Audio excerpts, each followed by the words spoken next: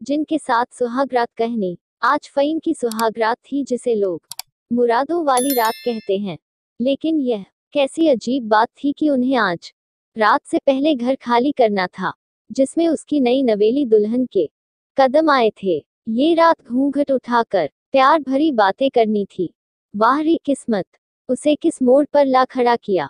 हाँ, आज यदि फ़हीम के वालिदैन जिंदा होते तो उसे यह दिन देखने की जरूरत ना पड़ती। चाची ने उसकी परवरिश की थी, उसका एहसान जताना वह अपना हक समझती थी। उसने उसके रहन सहन में लगे एक एक पाए का हिसाब रखवा लिया था, यहाँ तक कि ने निकाह के मेहर में मिले पैसे भी रख लिया थे। इसके बाद दुल्हन के गहने आदि दौलत हथियाने की फिराक में थी। फ़हीम ने बहुत समझाने की कोशिश की, मगर चाची का लालचपन खत्म नहीं हुआ। साथ ही रात से पहले पहले मकान खाली करने का हुक्म भी दे दिया था। रिश्तेदारों ने भी समझाया, पर चाची पर तो लालच का भूत सवार था, मरता क्या न करता।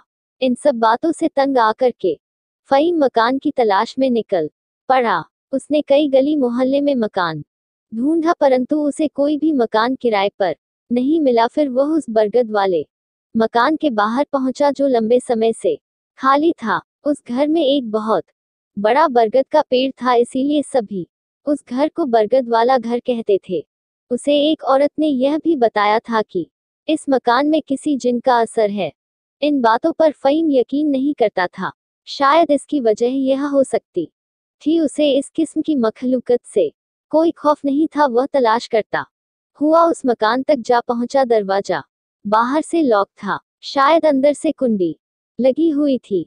फ़हीम ने दरवाजे पर दस्तक दी तो पहले ही दस्तक में दरवाजा खुल गया। क्या बात है, कौन हो तुम? दरवाजा खुलने वाला एक बहुत ही उम्रदराज व्यक्ति था। उसके चेहरे से दहशत टपक रही थी। उसकी सिर के बालों ने उसकी आधी आंखें ढांप रखी थी।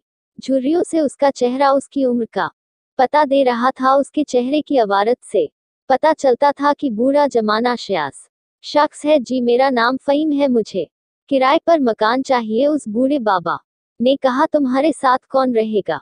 इस ने जवाब दिया, जनाब मेरी शादी आज ही हुई है, मैं अपनी बीवी को लेकर आज ही इस मकान में आकर रहना चाहता हूँ। बूढ़े बाबा बोले, ठीक है, अंदर आ जाओ और मकान देख लो। फ़हीम ने शुक्रिया कहा और अंदर मकान में दाखिल हुए। अगली वीडियो में आपको जिन और उस नई दुल्हन के बारे में पता चलेगा।